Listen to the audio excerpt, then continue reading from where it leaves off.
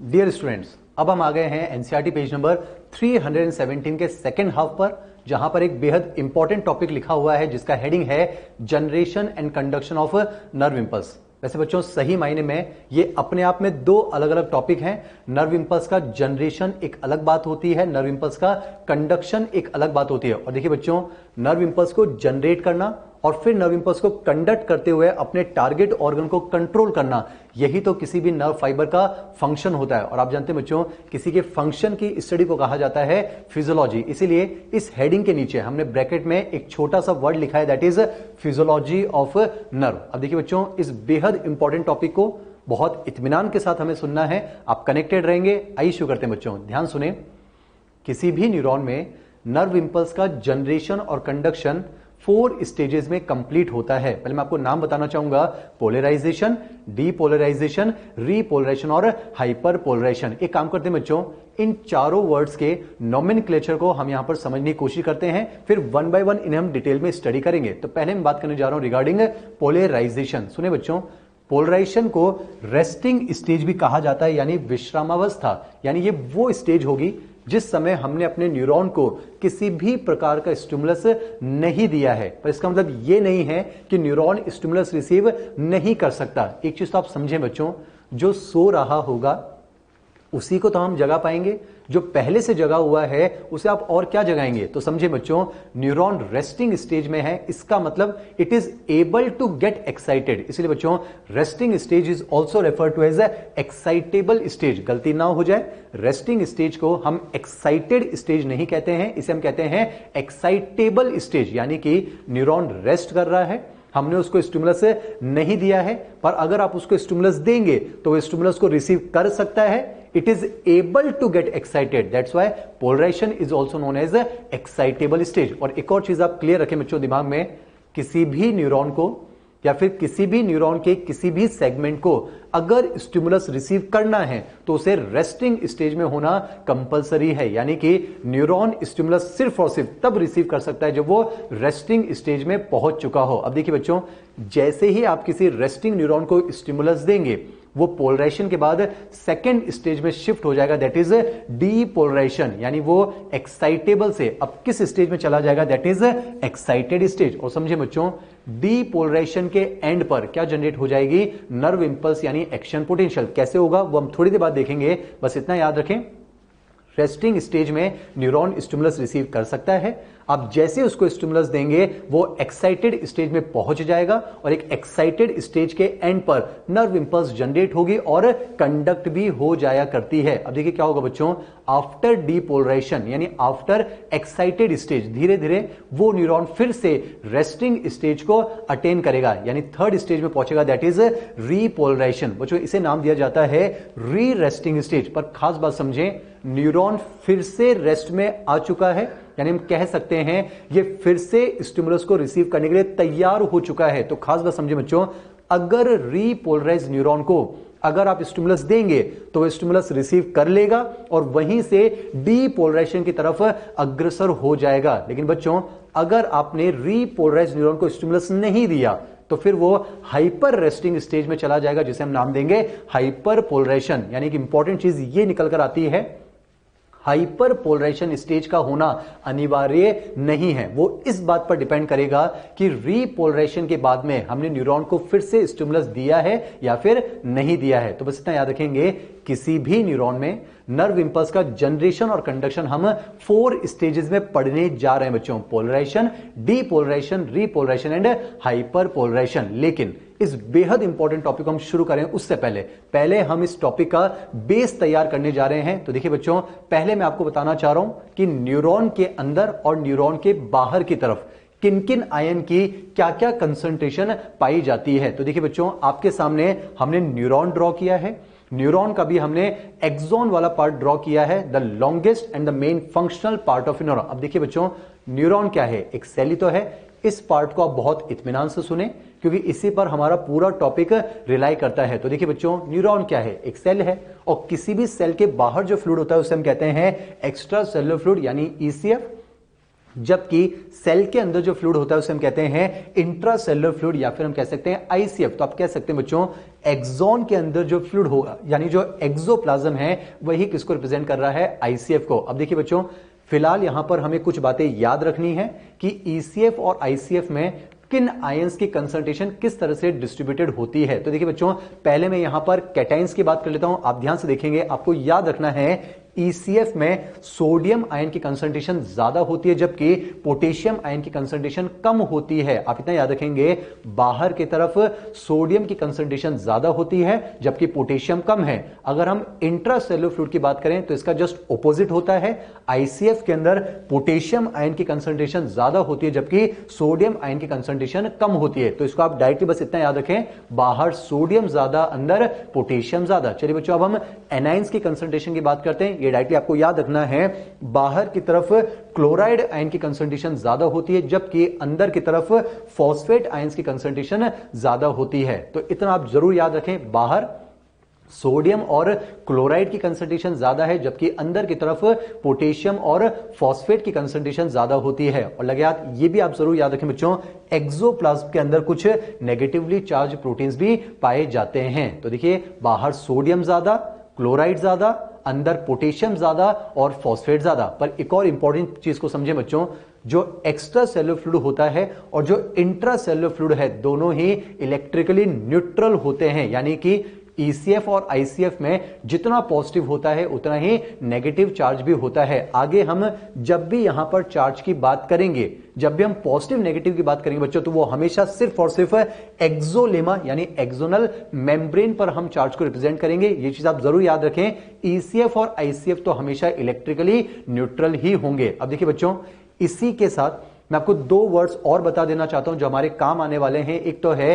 Passive process और एक होता है एक्टिव प्रोसेस। आप जानते हैं बच्चों, अगर इन चार्ज पार्टिकल्स का फ्लो हाई कंसंट्रेशन से लो कंसंट्रेशन की तरफ होगा, अगर इनका मूवमेंट कंसंट्रेशन ग्रेडियंट के अलोंग होगा जहां पर एनर्जी खर्च नहीं होगी, then such process will be referred to as passive process. On the other hand, अगर ये चार्जेस, अगर ये आयंस अपनी लो कंसंट्रेशन से हाई कंसंट्रेशन की तरफ मूव करते हैं, अगर ये कंसंट्रेशन ग्रेडियंट के अगेंस्ट मूव करते हैं जहां पर एनर्जी खर्च होगी, तो फिर उसे हम नाम देंगे एक्टिव प्रोसेस। तो आपको इस स्लाइड से ये याद रखना है, बाहर सोडियम ज्यादा और अंदर पोटेशियम ज्यादा। चलिए बच्चों अब दूसरी बेसिक की तरफ हम बढ़ते हैं, इसको आप ध्यान सुनेंगे। हमने कहा न्यूरॉन का मेन फंक्शन है नर्व इंपल्स को जनरेट करना और फिर उसको कंडक्ट करना। लेकिन देखिए बच्चों पहले यह जानना जरूरी है कि आखिर नर्व इंपल्स किसे कहते हैं। तो आप इतना समझेंगे, नर्व इंपल्स एक्चुअली में न्यूरॉन में जनरेट होने वाली एक इलेक्ट्रिकल करंट है बच्चों। और आप जानते हैं करंट का फ्लो होना, करंट का जनरेट होना डिपेंड करता है चार्ज के फ्लो पर। आप पढ़ते भी हैं current is the rate of flow of charge, I बराबर dq बाई dt। अब खास बात ये बच्चों देखिए, मैंने आपके सामने यहां पर फिर से एक्सॉन को बनाया है। आप ध्यान से देखेंगे, ये जो आपको ऊपर की तरफ एक स्ट्रेट लाइन नजर आ रही है, सिमिलरली ये जो आपको नीचे की तरफ एक स्ट्रेट लाइन नजर आ रही है, ये दोनों किसको रिप्रेजेंट कर रही है बच्चों, एक्सोलेमा को। फिलहाल मैं यहां पर ऊपर वाली एक्सोलेमा की बात करूंगा। आप कह सकते हैं इसके बाहर की तरफ ईसीएफ है, इसके अंदर की तरफ आईसीएफ है। अब खास बात है बच्चों, ये जो एक्सोलेमा होती है, जो हमारी एक्सोनल मेम्ब्रेन होती है, ये इलेक्ट्रिकली इंसुलेटेड होती है। इसका मतलब क्या हुआ बच्चों, यानी ये एक्सोलेमा चार्ज के फ्लो को अलाउ नहीं करती है। अब देखिए बच्चों, अगर एक्सोलेमा के अक्रॉस चार्ज का फ्लो नहीं होगा तो यहां पर करंट डेवलप नहीं होगी, यानी नर्व इंपल्स नहीं होगी। और जब नर्व इंपल्स नहीं होगी तो न्यूरॉन फंक्शन परफॉर्म नहीं कर पाएगा, न्यूरॉन फंक्शन परफॉर्म नहीं कर पाएगा तो नर्वस सिस्टम फंक्शन परफॉर्म नहीं कर पाएगा। तो एक्चुअली में इस एक्सोलेमा से चार्ज को फ्लो करवाने के लिए, यानी कि to facilitate the flow of charge और आयंस अक्रॉस द एक्सोलेमा, इस एक्सोलेमा पर तीन अलग अलग टाइप के ट्रांस मेम्ब्रेन प्रोटीन्स पाए जाते हैं। मैं आपको उनके नाम बता देता हूं बच्चों। एक तो होंगे लीक चैनल्स, एक होंगे सोडियम पोटेशियम एटीपेस पंप और एक होंगे बच्चों वोल्टेज गेटेड चैनल। फिलहाल आप इतना याद रखें, इन तीनों टाइप के ट्रांस मेम्ब्रेन प्रोटीन में से कोई भी क्यों ना हो, इन तीनों का मकसद सिर्फ और सिर्फ इतना होगा ताकि इस एक्सोलेमा के क्रॉस चार्ज के फ्लो को फैसिलिटेट करवाया जा सके। ताकि चार्ज फ्लो होगा तो करंट फ्लो होगी, यानी electrical current, nerve impulse generate हो सकती है। पर वो अलग बात है कि इन तीनों टाइप के ट्रांस मेम्ब्रेन प्रोटीन का चार्ज को फ्लो करवाने का जो तरीका हो सकता है वो अलग अलग हो सकता है। तो फिलहाल आप इतना याद रखेंगे बच्चों, न्यूरॉन में जनरेट होती है नर्व इंपल्स, नर्व इंपल्स यानी इलेक्ट्रिकल करंट, और उसके लिए एक्सोलेमा के क्रॉस चार्ज का फ्लो होना जरूरी है। और चार्ज के फ्लो को फैसिलिटेट करवाने के लिए एक्सोलेमा पर 3 अलग अलग टाइप के ट्रांस मेम्ब्रेन प्रोटीन्स पाए जाते हैं। पहले मैं आपको ये तीनों टाइप के trans membrane proteins one by one समझा रहा हूं, इन्हें आप ध्यान सुने बच्चों। पहले हम डिस्कस करने जा रहे हैं रिगार्डिंग लीक चैनल्स। बच्चों, जब कभी भी चैनल वर्ड आ जाए इसका मतलब ही होता है पैसिव ट्रांसपोर्ट, यानी बस इतना याद रखें बच्चों, चैनल्स के अक्रॉस जब भी आयंस का मूवमेंट होगा वो कंसंट्रेशन ग्रेडियंट के अलोंग होगा, यानी चैनल्स के अक्रॉस आयंस हमेशा हाई कंसंट्रेशन से लो कंसंट्रेशन की तरफ मूव करेंगे, यानी वहां पर एनर्जी खर्च नहीं होगी। और एक और चीज समझे बच्चों, चैनल्स हमेशा सेलेक्टिवली परमेबल होते हैं। इसका मतलब यह हुआ चैनल हमेशा सिर्फ और सिर्फ एक सेलेक्टेड आयन को ही मूव करने की परमिशन देते हैं। जैसे फॉर एग्जांपल, अगर कोई चैनल सोडियम के लिए है तो इसका मतलब कंफर्म है उस चैनल के अक्रॉस सिर्फ और सिर्फ सोडियम का डिफ्यूजन हो सकता है। अगर कोई चैनल पोटेशियम के लिए तो वहां से सिर्फ और सिर्फ पोटेशियम का डिफ्यूजन हो सकता है। तो बस इतना याद रखेंगे, जो लीक चैनल्स होते हैं ये सेलेक्टिवली परमेबल होते हैं, ये सिंपल डिफ्यूजन की मदद से आयंस को मूव करने में हेल्प करते हैं। और देखिए बच्चों, इनको लीक चैनल्स इसलिए कहा जाता है क्योंकि ये ऐसे चैनल्स हैं जिन पर किसी भी प्रकार के गेट्स नहीं लगे होते हैं, यानी हम कह सकते हैं दीज आर ऑलवेज ओपन, और ये हमेशा खुले रहते हैं, यानी यहां से हमेशा आयंस का लीकेज कंसंट्रेशन ग्रेडियंट के अलोंग होता रहेगा, इसलिए इनको कहा जाता है लीक चैनल्स। अब खास बात देखिए बच्चों, मकसद तो यह है चार्ज को एक्सोलेमा के अक्रॉस फ्लो करवाने में हेल्प करना, पर इंपॉर्टेंट चीज है बच्चों, पोटेशियम के जो लीक चैनल्स होते हैं एक्सोलेमा पर वो सोडियम के लीक चैनल्स के कंपैरिजन में क्वांटिटी वाइज बहुत ज्यादा होते हैं। तभी तो देखिए बच्चों, रिप्रेजेंट करने के लिए यहां पर मैंने एक्सोलेमा के अक्रॉस 3 पोटेशियम के लीक चैनल्स रिप्रेजेंट किए, जबकि सोडियम का सिर्फ एक चैनल बताया है। इसका मतलब यह नहीं है कि आप यहां पर रेशियो निकाल लेंगे 3:1, नहीं बच्चों, यहां पर हमने पोटेशियम के लीक चैनल्स ज्यादा दिखाना चाहे हैं, जबकि सोडियम के लीक चैनल्स हमने यहां पर कम रिप्रेजेंट किए हैं। यानी अगर आपसे सवाल पूछा जाए इन लीक चैनल्स की वजह से एक्सोलेमा कौन से आयंस के लिए ज्यादा परमेबल होगी, तो आपका आंसर होना चाहिए बच्चों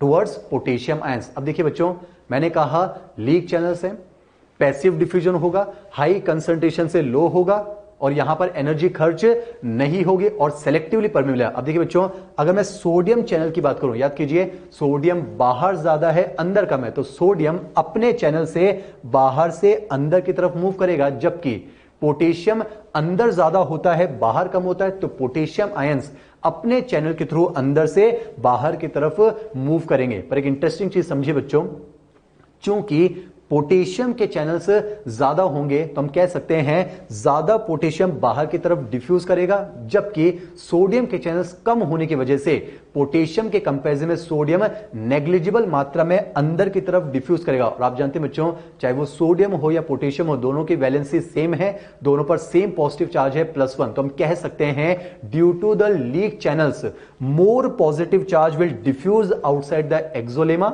On the other hand, less positive charge will diffuse inside the exolema. तो हम कह सकते हैं ज्यादा पॉजिटिव बाहर जाएगा तो मेम्ब्रेन बाहर से पॉजिटिवली चार्ज हो जाएगी, जबकि अंदर से नेगेटिवली चार्ज हो जाया करती है। तो बस इतना याद रखना है, लीक चैनल्स हमेशा खुले रहेंगे और इनकी वजह से मेम्ब्रेन अंदर से नेगेटिवली चार्ज जबकि बाहर से पॉजिटिवली चार्ज देखने को मिलती है। चलिए बच्चों, दूसरे टाइप के ट्रांस मेम्ब्रेन प्रोटीन की तरफ बढ़ते हैं, that is sodium potassium ATPase pump. आपको यह जरूर याद रखना है, मकसद है चार्ज को फ्लो करवाना, तरीका अलग अलग हो सकता है। देखिए बच्चों, नाम में लिखा हुआ है पंप। पंप वर्ड जब भी आ जाए इसका मतलब होगा एक्टिव ट्रांसपोर्ट, यानी कि इस ट्रांस मेम्ब्रेन प्रोटीन के क्रॉस जब भी चार्ज का फ्लो होगा वो लो कंसंट्रेशन से हाई कंसंट्रेशन होगा, अगेंस्ट द कंसंट्रेशन ग्रेडियंट होगा। और देखिए बच्चों यहां पर एक्टिव प्रोसेस होगा तो एनर्जी की रिक्वायरमेंट होगी और उस एनर्जी की रिक्वायरमेंट को फुलफिल किया जाएगा through the breakdown of ATP. आप जानते हैं बच्चों ATP is the energy currency of cell. ATP के ब्रेकडाउन से बनता है एडिनोसिन डाइफॉस्फेट और inorganic phosphate along with the release of energy. अब देखिए बच्चों जो लीक चैनल्स थे वो तो सेलेक्टिवली परमेबल हैं, लेकिन जो पंप होगा वो सेलेक्टिवली परमेबल नहीं है।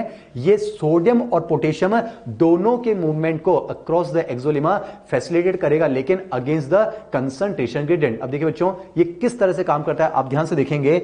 एक्सोलेमा के आर पार हमने इस पंप को यहां पर रिप्रेजेंट किया है। आप मुझे सोच कर बताएंगे सोडियम कहां से कहां जाना चाहता है। याद कीजिए सोडियम बाहर ज्यादा अंदर कम। सोडियम चाहता है बाहर से अंदर आना, पर यह पंप जबरदस्ती एक्टिवली 3 सोडियम को अंदर से बाहर की तरफ मूव करवाएगा। याद कीजिए पोटेशियम चाहता था अंदर से बाहर जाना, पर यह एक्टिवली एनर्जी खर्च करके जबरदस्ती 2 पोटेशियम को बाहर से अंदर की तरफ लेकर आता है। बस इतना याद रखेंगे बच्चों, sodium potassium ATPase pump against the concentration gradient 3 sodium को बाहर निकालता है जबकि 2 पोटेशियम को अंदर लेकर आता है। और इसके लिए इस पंप पर अंदर की तरफ एटीपी बाइंड होता है। यह पंप एटीपी का हाइड्रोलाइसिस करता है and the release of energy. और इस तरह से यहां पर सोडियम और पोटेशियम का एक्सोलेमा के अक्रॉस मूवमेंट को फैसिलिटेट करवाया जाता है। अब इंटरेस्टिंग चीज समझे बच्चों, यह पंप जब भी काम करेगा बाहर की तरफ 3 पॉजिटिव चार्ज आएंगे,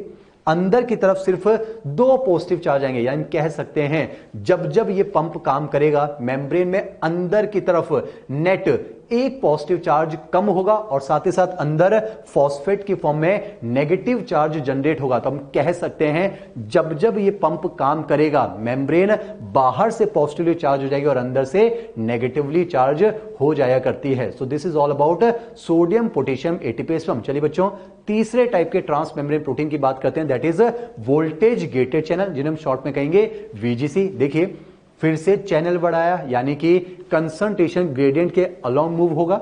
यहां पर आयंस पैसिव डिफ्यूजन से हाई कंसंट्रेशन से लो की तरफ मूव करेंगे। चैनल हैं तो सेलेक्टिवली परमेबल होंगे, तभी देखिए मैंने यहां पर कुछ सोडियम के चैनल बनाए हैं और कुछ पोटेशियम के चैनल बनाए, पर अनलाइक लीक चैनल्स वहां पर याद कीजिए बच्चों पोटेशियम के चैनल ज्यादा थे, लेकिन यहां पर आपको मान के चलना है सोडियम वीजीसी और पोटेशियम वीजीसी का नंबर अप्रोक्सीमेटली इक्वल होता है। लेकिन खास बात देखिए बच्चों ये ऐसे चैनल हैं जिन पर गेट्स लग चुके हैं, यानी कि ये हमेशा खुले नहीं रहेंगे। याद कीजिए लीक चैनल्स हमेशा खुले रहते हैं, लेकिन ये ऐसे चैनल हैं जिन पर गेट लग चुके हैं और जब गेट होंगे तो गेट जरूरत के हिसाब से खुल भी सकते हैं और बंद भी हो सकते हैं। वैसे मैं आपको बता दूं बच्चों इन चैनल्स के जो गेट होते हैं उनकी ओपनिंग और क्लोजिंग को रेगुलेट करने का काम करता है कैल्शियम आयन। कौन करता है बच्चों? Calcium ion. अब देखिए ऐसे चैनल हैं जिनके गेट्स वोल्टेज डिपेंडेंट होते हैं, उन्हें नाम दिया जाता है वोल्टेज गेटेड चैनल। यानी बच्चों वोल्टेज में बदलाव की वजह से इनके गेट्स खुल या फिर बंद हो सकते हैं। अब आपको इनकी प्रॉपर्टीज याद रखनी बच्चों। जो सोडियम वीजीसीज होते हैं वो लो वोल्टेज पर खुलते हैं, जबकि पोटेशियम वीजीसीज हाई वोल्टेज पर खुलते हैं। आई रिपीट बच्चों, सोडियम वीजीसीज लो वोल्टेज पर खुला करते हैं जबकि पोटेशियम वीजीसीज हाई वोल्टेज पर खुल जाया करते हैं। इसका मतलब हम कह सकते हैं दोनों टाइप की वीजीसीज कभी भी साथ में ओपन नहीं होंगे। लो वोल्टेज पर जब ये खुलेंगे तो वो बंद हो जाएंगे, हाई वोल्टेज पर जब ये खुलेंगे तो सोडियम वाले बंद हो जाया करते हैं। यानी दोनों वीजीसीज कभी भी साथ में फंक्शनल नहीं देखने को मिलेंगे। पर खास बात है बच्चों दोनों टाइप की वीजीसीज एक साथ बंद जरूर रह सकते हैं। हम थोड़ी देर बाद डिस्कस करेंगे दोनों टाइप की वीजीसीज रेस्टिंग स्टेज में यानी पोलराइजेशन में बंद रहा करते हैं। अब देखिए बच्चों मान लेते हैं वोल्टेज कम हुआ, जैसे वोल्टेज कम होगा सोडियम वीजीसीज खुलेंगे। मैंने कहा ये चैनल्स हैं, यहां से सेलेक्टिवली परमिटिविटी देखने को मिलेगी। सोडियम कहां से कहां आएगा बच्चों? बाहर से अंदर की तरफ। तो देखें जब लो वोल्टेज होगा सोडियम वीजीसी खुलेंगे, सोडियम का रैपिड इन्फ्लक्स होगा और जब पॉजिटिव चार्ज अंदर आएगा तो मेम्ब्रेन अंदर से पॉजिटिव और बाहर से नेगेटिव हो जाया करती है। ऑन द अदर हैंड जैसे वोल्टेज ज्यादा होगा पोटेशियम वीजीसी खुलेंगे, पोटेशियम हाई कंसंट्रेशन से लो डिफ्यूज होंगे, यानी अंदर से बाहर की तरफ मूव करेंगे,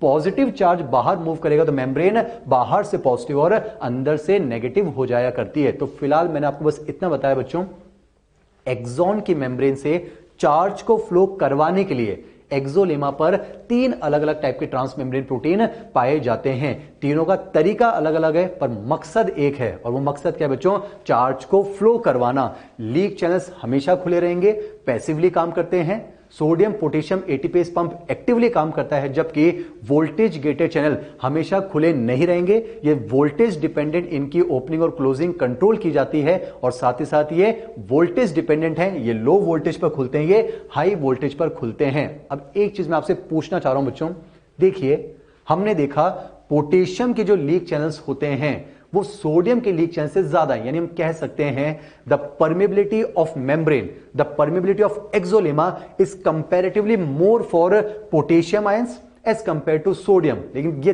तब तक आप कह पाएंगे जब तक दोनों टाइप की वीजीसीज बंद हैं, क्योंकि देखिए बच्चों, जैसे ही सोडियम के वीजीसीज खुलेंगे वहां से सोडियम का रैपिड इन्फ्लक्स होगा। इस चीज को आप समझे बच्चों, लीक चैनल से तो बहुत कम मात्रा में चार्ज का फ्लो होगा, लेकिन वोल्टेज गेटेड चैनल से बल्क मात्रा में ट्रांसपोर्ट देखने को मिलता है। तो देखिए बच्चों, लीक चैनल्स हमेशा खुले रहेंगे। लीक चैनल्स की वजह से मेम्ब्रेन की परमेबिलिटी पोटेशियम के लिए ज्यादा होगी, लेकिन वो सिर्फ और सिर्फ तब तक होगी जब तक कि सोडियम वीजीसी बंद हैं। जैसे ही सोडियम वीजीसी खुलेंगे, माना कि लीक चैनल्स चल रहे हैं पर सोडियम का बल्क ट्रांसपोर्ट होने की वजह से अब हम कहेंगे कि मेम्ब्रेन की परमेबिलिटी किसके लिए बढ़ चुकी है? That is for sodium ions. तो बच्चों, यहां पर हमने तीनों टाइप के ट्रांसमेम्ब्रेन प्रोटीन्स को डिस्कस किया। अब हम शुरू करने जा रहे हैं the mechanism of generation and conduction of nerve impulse. पहली स्टेज से शुरुआत करने जा रहा हूं, दैट इज पोलराइजेशन। पोलराइजेशन को कहा जाता है बच्चों रेस्टिंग स्टेज। मैं आपको बता चुका हूं, हमने अभी अपने न्यूरॉन को स्टिमुलस नहीं दिया है, पर न्यूरॉन को स्टिमुलस देंगे तो वो एक्साइट होने की एबिलिटी रखता है, इसलिए इसको नाम दिया जाता है एक्साइटेबल स्टेज। और नाम से पता चल रहा है बच्चों, ड्यूरिंग पोलराइजेशन स्टेज जो एक्सोलेमा होती है, जो एक्सोनल मेम्ब्रेन होती है, वो किस तरह से होती है बच्चों? पोलराइज्ड होती है। यानी बस इतना याद रखें, रेस्टिंग स्टेज में मेम्ब्रेन पोलराइज होती है। और किस तरह से पोलराइज होती है फिलहाल याद रख लें बच्चों, मेम्ब्रेन अंदर की तरफ से नेगेटिवली चार्ज होती है, जबकि बाहर की तरफ से पॉजिटिव चार्ज होती है। आपको यह याद रखना बच्चों, रेस्टिंग स्टेज में मेम्ब्रेन अंदर की तरफ से नेगेटिवली चार्ज होती है, ऑन द अदर हैंड बाहर की तरफ से पॉजिटिवली चार्ज होती है। पर एक और चीज याद रखेंगे बच्चों, मेम्ब्रेन के क्रॉस जो चार्जेस है वो इक्वल एंड ऑपोजिट होंगे। तो यहां पर जब हम पोटेंशियल की बात करेंगे बच्चों, पोटेंशियल भी इक्वल एंड ऑपोजिट होंगे। जैसे फॉर एग्जांपल आप कंसीडर कर लें, मान लेते हैं अंदर की तरफ का पोटेंशियल है V1 इक्वल्स टू -35 मिलीवोल्ट, तो आप कह सकते हैं बाहर का potential V2 it will be equals to +35 millivolt. तो देखिए बच्चों, रेस्टिंग स्टेज में मेम्ब्रेन के अक्रॉस जब आप पोटेंशियल डिफरेंस को कैलकुलेट करते हैं, उसे हम नाम देते हैं resting membrane potential. NCERT page number 318 ऊपर लिखा हुआ बच्चों, the potential difference across resting membrane is known as resting membrane potential. और मैंने आपसे कहा ये रेस्टिंग स्टेज में मेम्ब्रेन के अक्रॉस पोटेंशियल डिफरेंस है बच्चों, तो इसको आप रिप्रेजेंट करेंगे डेल्टा वी से। और स्टैंडर्ड कहता है हमेशा inner surface minus outer surface का पोटेंशियल आपको कैलकुलेट करना है। तो हम इस पोटेंशियल डिफरेंस को कैलकुलेट करते हैं V1 माइनस V2। आप कैलकुलेट करेंगे -35 माइनस +35 मिलीवोल्ट, तो इसकी वैल्यू निकल कर आती है बच्चों, दैट इज -70 मिलीवोल्ट। एक चीज को आप याद रखें, इस टॉपिक में जब भी हम पोटेंशियल की वैल्यू लिखेंगे, उसके आगे की तरफ जो साइन होगा वो हमेशा अंदर की तरफ की पोलैरिटी को रिप्रेजेंट करेगा। जैसे कि इस वैल्यू में ये माइनस साइन इस बात को इंडिकेट करता है कि रेस्टिंग स्टेज में मेम्ब्रेन अंदर से नेगेटिवली चार्ज होती है। वैसे तो बच्चों अलग अलग न्यूरॉन के लिए रेस्टिंग मेम्ब्रेन पोटेंशियल की वैल्यू अलग अलग हो सकती है, तभी हम कहते हैं रेस्टिंग मेम्ब्रेन पोटेंशियल की पूरी एक रेंज निकल कर आती है, और वो रेंज होती है -60 टू -85 मिलीवोल्ट। पर आप मानकर चलें जिस न्यूरॉन को हम स्टडी कर रहे हैं उसके लिए रेस्टिंग मेम्ब्रेन पोटेंशियल की वैल्यू कितनी बच्चों? That is -70 millivolt. एक बार फिर से समराइज करते हैं बच्चों, first stage that is polarisation, resting stage, able to receive stimulus, able to get excited, that is excitable stage.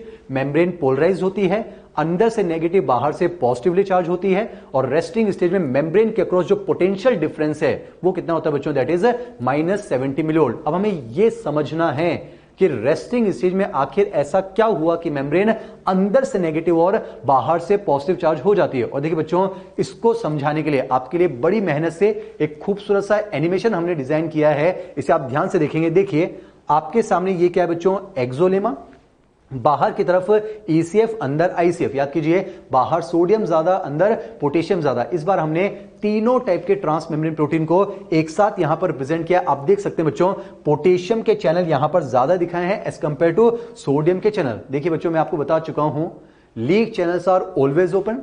These are also one of the important factors for maintaining the resting membrane potential। क्योंकि मैंने आपको कहा था बच्चों, resting stage में दोनों type की VGCs बंद हैं। यहां पर सोडियम VGC भी बंद है और पोटेशियम VGC बंद है। और जब तक सोडियम VGCs बंद हैं, due to the influence of more leak channels, आप कह सकते हैं the axolemma is more permeable for potassium ions and nearly impermeable for sodium ions. तो देखिए क्या होगा बच्चों, ज्यादा पॉजिटिव बाहर की तरफ चला जाएगा तो मेम्ब्रेन बाहर से पॉजिटिव चार्ज हो जाएगी, जबकि अंदर से नेगेटिव चार्ज होती है। तो रेस्टिंग स्टेज में मेम्ब्रेन को अंदर से नेगेटिव बनाने के लिए पहला फैक्टर जो रिस्पॉन्सिबल है, that is the presence of more number of leak channels for potassium. और देखिए बच्चों, इसके लिए एनसीईआरटी ने एक स्टेटमेंट लिखा है, पढ़कर बता रहा हूं, ध्यान सुनेंगे। When a neuron, NCERT page number 317, second paragraph, as it is बोल रहा हूं बच्चों, कॉमास भी चेंज नहीं होंगे, आप ध्यान सुने। When a neuron is not conducting any impulse, that is resting, the axonal membrane is comparatively more permeable for potassium ions and nearly impermeable for sodium ions। अब देखिए बच्चों, दूसरे फैक्टर की तरफ बढ़ते हैं, ध्यान सुनेंगे। हमने कहा था रेस्टिंग मेम्ब्रेन पोटेंशियल होता है -70 मिलीवोल्ट। एक्चुअली में क्या होता है बच्चों, अप्रोक्सीमेटली -65 से लेकर -67 तो इन लीक चैनल्स की फंक्शनिंग की वजह से आ जाता है। पर रेस्टिंग स्टेज को मेंटेन करवाने के लिए जो मेन रिस्पॉन्सिबिलिटी उठाता है वो कौन है बच्चों, सोडियम पोटेशियम एटीपेज पंप। याद कीजिए ये पंप किस तरह से काम करता है, आपके लिए खूबसूरत सा एनिमेशन है। देखिए, आप जानते हैं इस पंप पर एटीपी जुड़ेगा, एटीपी का ब्रेकडाउन होगा, बनेगा एडीपी और इनऑर्गेनिक फॉस्फेट। और मैंने आपसे कहा था बच्चों, ये पंप जबरदस्ती 3 सोडियम को बाहर की तरफ मूव करेगा। आप यहां पर एनिमेशन से देख सकते हैं, 3 सोडियम जबरदस्ती बाहर की तरफ मूव करवाए जाएंगे। On the other hand 2 potassium जबरदस्ती अंदर की तरफ मूव करवाए जाएंगे। तो मैंने आपको बताया था बच्चों, जब जब ये पंप काम करेगा, मेम्ब्रेन अंदर से नेगेटिवली चार्ज हो जाएगी, जबकि बाहर से पॉजिटिवली चार्ज हो जाया करती है। और हम पढ़ चुके हैं बच्चों, रेस्टिंग स्टेज में दोनों टाइप की VGCs एक साथ बंद हैं। तो इतना याद रखेंगे, लीक चैनल्स काम कर ही रहे हैं, सोडियम पोटेशियम एटीपेज पंप -70 तक मेंटेन करने के लिए रिस्पॉन्सिबल है, जबकि रेस्टिंग स्टेज में हमारे VGCs बंद होते हैं। अब इसी चीज को हमने थ्योरेटिकली एनसीईआरटी पेज नंबर 317 का second paragraph as it is आपके लिए लिखा है बच्चों। हेडिंग पढ़ सकते हैं, factors contributing to the negativity of axonal membrane on the inner side during resting stage. पहला फैक्टर आपको समझ में आ रहा होगा बच्चों, पोटेशियम के लीक चैनल सोडियम से ज्यादा है, तो मेम्ब्रेन की परमेबिलिटी पोटेशियम के लिए ज्यादा है। ज्यादा पोटेशियम बाहर चला जाएगा, ज्यादा पॉजिटिव चार्ज बाहर डिफ्यूज हो जाएगा, तो मेम्ब्रेन बाहर से पॉजिटिव और अंदर से नेगेटिव। दूसरा फैक्टर जो इंपॉर्टेंट है, that is the action of sodium potassium ATPase pump. NCERT लिखती है बच्चों, this pump is responsible for the movement of 3 sodium out for every 2 potassium in. और देखिए बच्चों, एक और फैक्टर है रेस्टिंग स्टेज में मेम्ब्रेन को अंदर से नेगेटिव बनाने के लिए। याद कीजिए, जब मैंने आपको आयनिक कंसंट्रेशन के बारे में बताया था, मैंने आपको कहा था बच्चों, एक्सोन के अंदर, एक्सोप्लाज्म के अंदर कुछ नेगेटिवली चार्ज प्रोटीन्स पाए जाते हैं। और आप जानते हैं बच्चों, प्रोटीन्स आर मैक्रोमोलिक्यूल्स, तो वो एक्सोप्लाज्म को डिफ्यूज कर कर ECF में मूव नहीं कर पाएंगे। और चूंकि वो नेगेटिवली चार्ज हैं, तो वो मेम्ब्रेन को अंदर से नेगेटिव बनाने में अपना कंट्रीब्यूशन प्रोवाइड करती हैं। तो एनसीईआरटी लिखती है बच्चों, मेम्ब्रेन को नेगेटिव बनाने के लिए अंदर से तीसरा important factor, that is the presence of non diffusible negatively charge proteins in the axoplasm. तो बस इतना याद रखेंगे, रेस्टिंग स्टेज में मेम्ब्रेन अंदर से नेगेटिवली चार्ज होती है, उसके लिए 3 इंपॉर्टेंट फैक्टर्स हैं। अब देखिए बच्चों, कंक्लूजन यहां पर समराइज करने जा रहे हैं regarding resting stage. Leak channels हमेशा काम करेंगे, रेस्टिंग स्टेज को मेंटेन करने के लिए sodium potassium pump mainly responsible है। यहां पर हमने लिखा भी है sodium potassium pump is mainly responsible for polarisation. और हम पढ़ चुके हैं बच्चों, दोनों टाइप की वीजीसीज यहां पर फिलहाल बंद होंगे। मेम्ब्रेन पर इनर साइड नेगेटिव चार्ज होगा, हमने देखा था potential difference will be -70 millivolt. So this is all about the first stage, that is polarization. Now moving on to the second stage of this topic, that is depolarization। याद कीजिए बच्चों, the phenomena of poles का होना is known as polarization। Similarly, the phenomena of poles का नहीं होना will be known as depolarization। आप जानते हैं बच्चों, जब कभी भी ये प्रीफिक्स ऐड हो जाता है d, इसका मतलब ये किसी को रिमूव करने की बात करता है। आप जानते हैं पानी का होना हाइड्रेशन, पानी का नहीं होना डिहाइड्रेशन। किसी को चालू करना एक्टिवेशन, किसी को बंद करना डीएक्टिवेशन। पोल्स का होना पोलराइजेशन, पोल्स का नहीं होना डीपोलराइजेशन। यानी बच्चों अभी तक तो पोटेंशियल डिफरेंस था -70 मिलीवोल्ट, हमें पोल्स को खत्म करना है, यानी हमें उस डिफरेंस को लाना है अप टू 0 मिलीवोल्ट, तब उसे हम नाम देंगे डीपोलराइजेशन। और बच्चों मेडिकल कॉलेज के हिसाब से यही होता है, पर हम एनसीईआरटी के अकॉर्डिंग चलेंगे। आपकी एनसीईआरटी कहती है पोलैरिटी का रिवर्स हो जाना कहलाता है डीपोलराइजेशन। मैं आपको फिर से बता दूं बच्चों, अंदर की तरफ नेगेटिव था, बाहर पॉजिटिव था। पोल्स का खत्म हो जाना, 0 मिलीवोल्ट हो जाना, उसे हम एक्चुअली में कहते हैं डीपोलराइजेशन। पर हम अपनी एनसीईआरटी को फॉलो करते हुए चलेंगे तो according to NCERT the reversal of polarity, यानी कि अंदर नेगेटिव था, अंदर पॉजिटिव हो जाना, बाहर पॉजिटिव था, बाहर नेगेटिव हो जाना, उसे कहा जाता है डीपोलराइजेशन। तो आपके लिए डीपोलराइजेशन का मतलब होगा द रिवर्सल ऑफ पोलैरिटी। और डीपोलराइजेशन में जो मेम्ब्रेन होती है उसे कहा जाता है बच्चों डीपोलराइज्ड मेम्ब्रेन। तो इतना याद रखेंगे, पोलराइज्ड मेम्ब्रेन अंदर से नेगेटिव बाहर से पॉजिटिव होती है। On the other hand depolarised membrane अंदर से पॉजिटिव होती है जबकि बाहर से नेगेटिव होती है। अब देखिए बच्चों, आपको पोलैरिटी को रिवर्स करना है, तो रिवर्स करने के लिए आप खुद सोचिए, पहले अंदर नेगेटिव था, बाहर पॉजिटिव था, हमें पोलैरिटी को रिवर्स करना है। इसका मतलब हमें बाहर के पॉजिटिव चार्ज को अंदर की तरफ लेकर आना है। आप मुझे सोचकर बताएं बच्चों, सोडियम और पोटेशियम में से वो कौन सा पॉजिटिव चार्ज है जो कि अंदर आना चाहता है? आपका जवाब होना चाहिए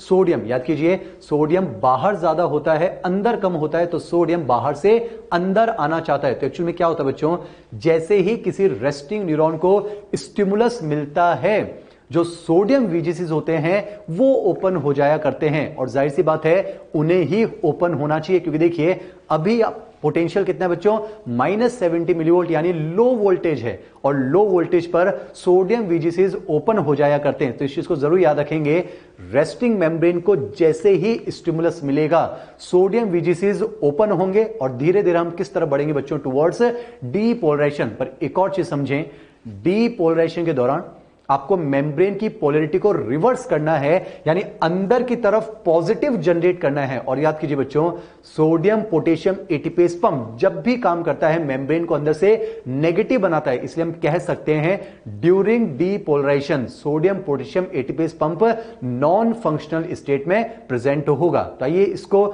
एक खूबसूरत एनिमेशन की मदद से समझते हैं। आप मेरे साथ जुड़ेंगे बच्चों। देखिए, ये तो है रेस्टिंग स्टेज। याद कीजिए, लीक चैनल्स हमेशा खुले रहेंगे, पोटेशियम के लीक चैनल ज्यादा हैं, ज्यादा पॉजिटिव बाहर जाएगा, मेम्ब्रेन बाहर से पॉजिटिवली चार्ज हो जाएगी और अंदर से नेगेटिवली चार्ज हो जाएगी। ये तो था बच्चों रेस्टिंग स्टेज। लेकिन अब आपने इस रेस्टिंग न्यूरॉन को क्या दिया बच्चों, स्टिमुलस। बहुत मेहनत से डिजाइन किया है, आप ध्यान से देखिए बच्चों।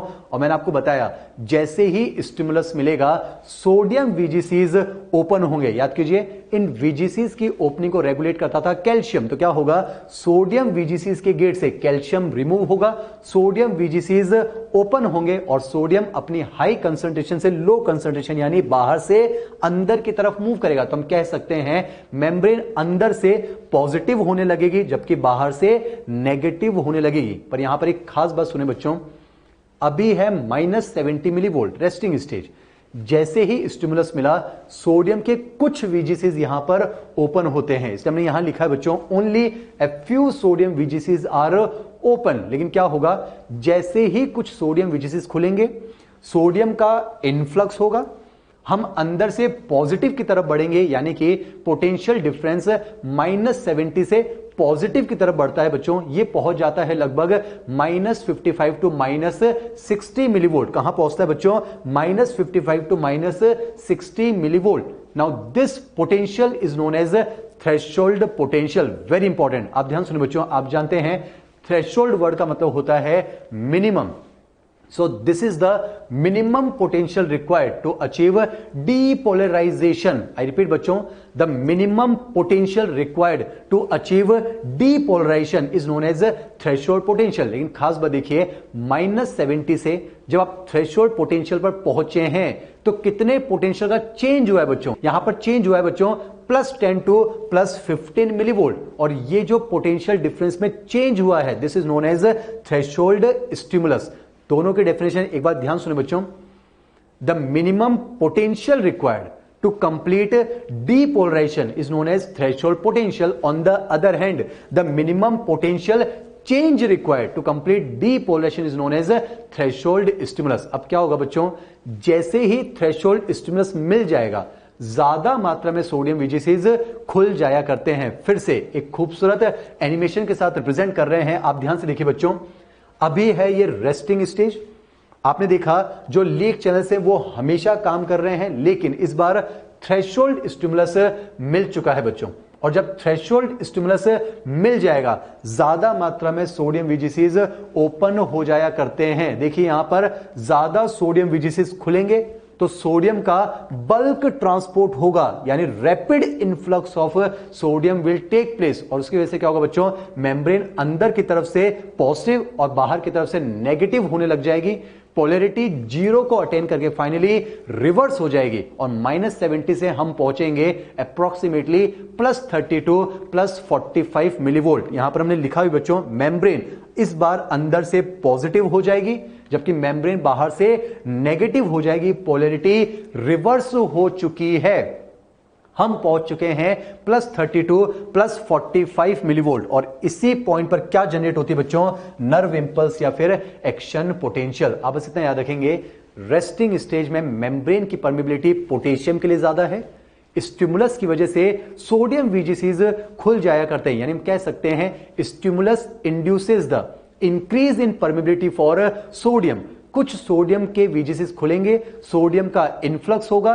एक बार आप थ्रेशोल्ड पोटेंशियल पर पहुंच जाएं, एक बार मेम्ब्रेन को थ्रेशोल्ड स्टिमुलस मिल जाए, अब ज्यादा सोडियम वीजीसीज खुलेंगे, सोडियम का रैपिड इन्फ्लक्स होगा और पोलैरिटी रिवर्स हो जाया करती है। मेम्ब्रेन अंदर से पॉजिटिव और बाहर से नेगेटिव हो जाया करती है। और जब पोलैरिटी रिवर्स हो जाती है, this is known as depolarization. Potential difference पहुंचता है +30 टू +45 मिलीवोल्ट। और बच्चों इसी को नाम दिया जाता है नर्व इंपल्स या फिर एक्शन पोटेंशियल। अगर आपसे सवाल पूछा जाए डीपोलराइजेशन के लिए कौन से आयन रिस्पॉन्सिबल हैं, तो आंसर होना चाहिए बच्चों सोडियम। अगर पूछा जाए कौन से ट्रांस मेम्ब्रेन प्रोटीन रिस्पॉन्सिबल हैं, तो आंसर होगा सोडियम वीजीसी। तो एक स्टेटमेंट बोलने जा रहा हूं, कई बार आपके एग्जाम में आ चुका है, depolarization occurs due to the influx of sodium ions. अब देखिए बच्चों, इसी के लिए यहां पर हमने फिर से थ्योरी लिखी है, आप ध्यान से देखेंगे। स्टिमुलस इंड्यूसेस द, जो हम पढ़ चुके हैं उसी को रिवाइज कर रहे हैं। Stimulus induces the opening of a few sodium VGCs which increases the permeability of axonal membrane for sodium ion. As a result, the sodium ions diffuses inside the membrane. धीरे धीरे हम थ्रेशोल्ड पोटेंशियल पर पहुंचेंगे, ज्यादा मात्रा में sodium वीजीसीज खुलेंगे और फाइनली +30 टू +45 मिलीवोल्ट पर क्या जनरेट हो जाएगा? दैट इज एक्शन पोटेंशियल या फिर नर्व इंपल्स। अब देखिए बच्चों, इसी एक्साइटेड स्टेज का कौन कौन से ट्रांस मेम्ब्रेन प्रोटीन फंक्शनल हैं, कौन से नहीं हैं, उसके लिए यहां पर हमने एक कंक्लूजन बनाया है रिगार्डिंग एक्साइटेड स्टेज। याद कीजिए, leak channels always open. Sodium potassium pump inactive हो चुका है, लेकिन याद करेंगे यहां पर सोडियम वीजीसीज खुले हैं जिनकी वजह से डीपोलराइजेशन हुआ है। हमने यहां लिखा भी है, ions responsible for depolarization are sodium और उनका इनफ्लक्स। मेम्ब्रेन अंदर की तरफ से पॉजिटिव चार्ज हो जाया करती है, पोटेंशियल पहुंचता है +30 टू +45 मिलीवोल्ट। पर एक इंपॉर्टेंट चीज समझे बच्चों, जैसे ही डीपोलराइजेशन कंप्लीट होगा, जैसे ही हम पहुंचेंगे +32 +45 मिलीवोल्ट, जैसे ही action potential nerve impulse generate होगी, आप जानते हैं हम -70 से अब हायर वोल्टेज पर पहुंच चुके हैं। और याद करेंगे हायर वोल्टेज पर पोटेशियम वीजीसीज खुलने की टेंडेंसी रखते हैं, on the other hand sodium VGCs बंद होने की टेंडेंसी रखते हैं। यानी हम कह सकते हैं बच्चों, डीपोलराइजेशन के एंड पर नर्व इंपल्स जनरेट होते ही सोडियम वीजीसीज तो बंद हो जाएंगे और कौन से खुल जाएंगे, पोटेशियम वीजीसीज। और जैसे ही पोटेशियम वीजीसीज खुलेंगे हम तीसरी स्टेज की तरफ बढ़ चलेंगे, दैट इज रीपोलराइजेशन। पर उससे पहले एक बार इसको जल्दी से रिवाइज कर लेते हैं बच्चों। आप देखिए यहां लिखा हुआ है -70 मिलीवोल्ट, ये रिप्रेजेंट कर रहा है रेस्टिंग स्टेज को, एक्साइटेबल स्टेज को, स्टिमुलस को रिसीव किया जा सकता है। सोडियम वीजीसीज एंड पोटेशियम वीजीसीज दोनों अभी फिलहाल बंद हैं।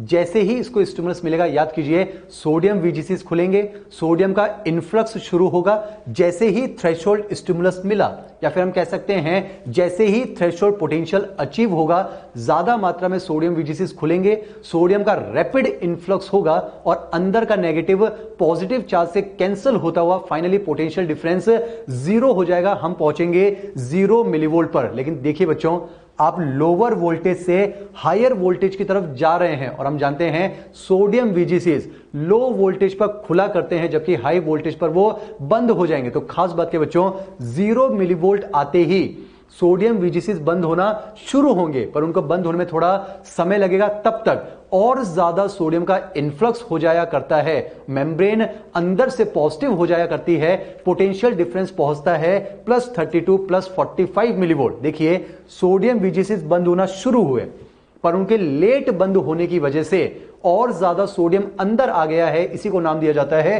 ओवरशूट। और देखिए बच्चों, पोलैरिटी रिवर्स हो चुकी है, अंदर नेगेटिव था, अंदर पॉजिटिव हो चुका है। इसीलिए -70 से लेकर +30 millivolt, this entire process is refer to as depolarization, and depolarization occur due to the influx of sodium ions. और हमने देखा बच्चों, इसी पॉइंट पर क्या जनरेट होगी, नर्व इंपल्स या फिर एक्शन पोटेंशियल, वो कंडक्ट हो जाएगी। वो हम थोड़ी देर बाद डिस्कस करेंगे। लेकिन याद कीजिए, सोडियम वीजीसीज 0 मिलीवोल्ट पर बंद होना शुरू हुए थे, लेकिन +30 मिलीवोल्ट पर वो कंप्लीटली क्लोज हो जाया करेंगे। और अब आप पहुंच चुके हैं एक्सट्रीम हाई वोल्टेज पर, तो वहां पर पोटेशियम वीजीसीज खुल जाया करते हैं और कौन सी स्टेज शुरू हो जाएगी, दैट इज रीपोलराइजेशन। देखिए बच्चों, अब क्या होगा, मैंने यहां पर लिखा है सोडियम वीजीसीज पूरी तरह से बंद हो जाएंगे, पोटेशियम वीजीसीज खुल जाएंगे। और याद कीजिए, जब पोटेशियम वीजीसी खुलेंगे तो पोटेशियम अंदर ज्यादा है, बाहर कम है, तो पोटेशियम रैपिडली बाहर की तरफ डिफ्यूज होने लगेगा।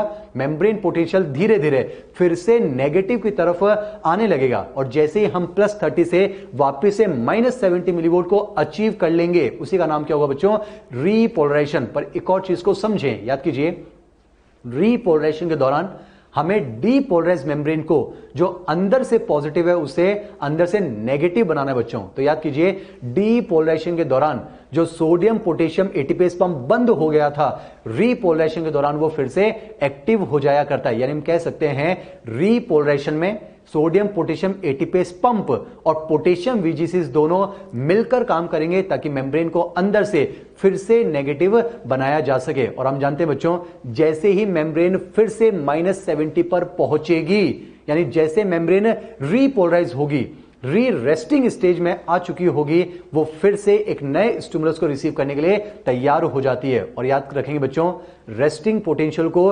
रीस्टोर करने में जो समय लगता है उसे कहा जाता है रिफ्रैक्टरी पीरियड, क्योंकि जब तक ये पीरियड कंप्लीट नहीं होगा वो न्यूरॉन दूसरे इंपल्स या फिर दूसरे स्टिमुलस को रिसीव नहीं कर पाएगा। तो देखिए बच्चों, इस रीपोलराइजेशन को फिर से एक खूबसूरत एनिमेशन की मदद से हम समझते हैं। आप जानते हैं बच्चों, जो लीक चैनल्स हैं दे आर ऑलवेज ओपन, लेकिन रीपोलराइजेशन में मेम्ब्रेन को अंदर से फिर से नेगेटिव बनाना है।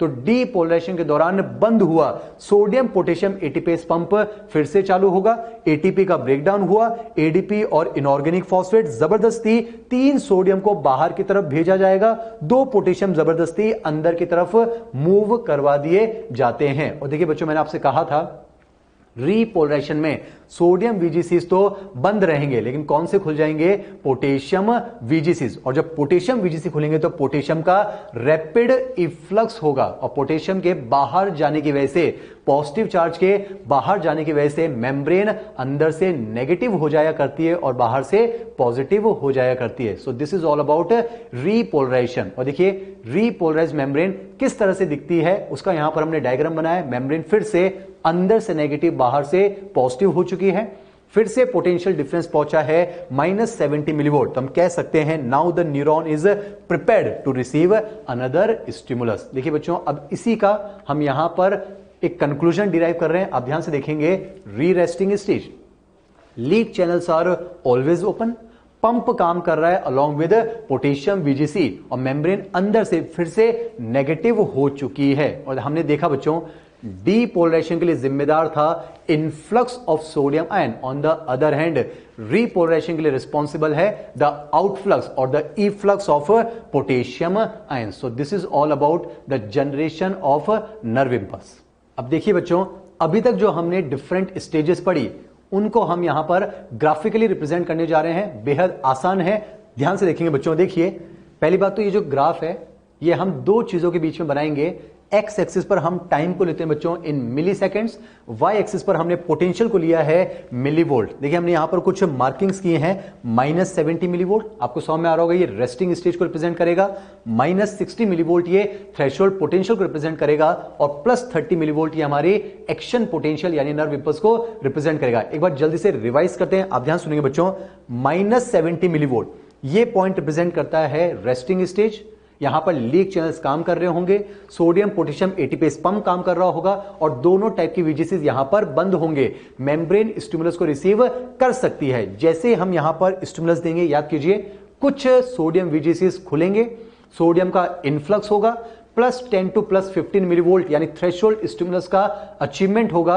-60 मिलीवोल्ट पर हम पहुंचेंगे, थ्रेशोल्ड पोटेंशियल पर पहुंचेंगे तो ज्यादा मात्रा में सोडियम VGCs खुलेंगे, सोडियम का रैपिड इन्फ्लक्स होगा, हम 0 पर पहुंचेंगे, सोडियम VGCs बंद होना शुरू होंगे, बंद होने में थोड़ा समय लगेगा, तब तक और सोडियम अंदर आ जाएगा, ओवरशूट हो जाएगा, और हम पहुंचेंगे +30 to +45 मिलीवोल्ट, और -70 से +30 पर पहुंचना, this entire process known as depolarization and it takes place due to the influx of sodium ions. याद कीजिए बच्चों, इस टॉपमोस्ट पॉइंट पर नर्व इंपल्स जनरेट होगी, एक्शन पोटेंशियल जनरेट होगा, वो कंडक्ट होगा। कैसे होगा वो हम थोड़ी देर बाद डिस्कस करेंगे, पर याद कीजिए सोडियम VGCs 0 पर बंद होना शुरू हुए थे, पर +30 पर वो पूरी तरह से बंद हो जाएंगे। उस हाई वोल्टेज पर पोटेशियम VGCs खुल जाएंगे, हम सोडियम पोटेशियम एटीपेस पंप को बाद में शुरू करेंगे, और इन दोनों की मदद से फाइनली हम -70 पर फिर से लौट आएंगे, और +30 से -70 आना, this process is known as repolarisation which occurs due to the outflux of potassium ions. लेकिन याद कीजिए बच्चों, मैंने आपको कहा था मेम्ब्रेन -70 पर आ गई है, it has become once again responsive for further stimulation, यानी कि इसने अपने रिफ्रैक्टरी पीरियड को कंप्लीट कर लिया है, रेस्टिंग पोटेंशियल को अचीव कर लिया है। अगर इस समय यहां पर न्यूरॉन को स्टिमुलस दे दिया जाए तो वो स्टिमुलस को रिसीव कर लेगा, ग्राफ यहीं से ऊपर चला जाएगा वापस डीपोलराइजेशन की ओर। पर हम मानकर चल रहे हैं कि इस पॉइंट पर अगर स्टिमुलस नहीं दिया, अब देखिए बच्चों, हम +30 से -70 पर आ चुके हैं, हम लो वोल्टेज पर आ चुके हैं, और याद कीजिए लो वोल्टेज पर पोटेशियम VGCs बंद होंगे, पर उनको बंद होने में थोड़ा समय लगेगा, तब तक और पोटेशियम बाहर चला जाएगा, तो मेम्ब्रेन अंदर से और नेगेटिव हो जाया करती है, ग्राफ पहुंच जाता है -90 मिलीवोल्ट के आसपास, हद से ज्यादा पोलराइजेशन हो गया, this is known as hyper polarization. और खास बात है बच्चों, हाइपर पोलराइजेशन पर जो सोडियम पोटेशियम एटीपेस पंप है वो मेम्ब्रेन को फिर से वापस पोलराइजेशन स्टेट में लेकर आ जाया करते हैं। सो this is all about the generation of nerve impulse. एक चीज को समझे बच्चों, डीपोलराइजेशन के एंड पर क्या जनरेट होती है? Nerve impulse. अब वो कंडक्ट कैसे होगी उसे हम डिस्कस करते हैं, आइए कंटिन्यू करते हैं। कंडक्शन को हम यहां पर दो डिफरेंट कैटेगरीज में स्टडी करेंगे बच्चों। एक तो होगा जनरल कंडक्शन और एक हम पढ़ेंगे सॉल्टेटरी कंडक्शन। तो सबसे पहले जो मैं शुरू करने जा रहा हूं दैट इज जनरल कंडक्शन, और इसको समझने के लिए मैं आपको सीधे ले चलता हूं एनसीईआरटी पेज नंबर 318, सबसे ऊपर की तरफ फिगर नंबर 21.2, जहां पर एनसीईआरटी ने लिखा है the diagrammatic representation of conduction of nerve impulse through an axon. बहुत ही आसान टॉपिक है बच्चों। आइए शुरू करते हैं जनरल कंडक्शन।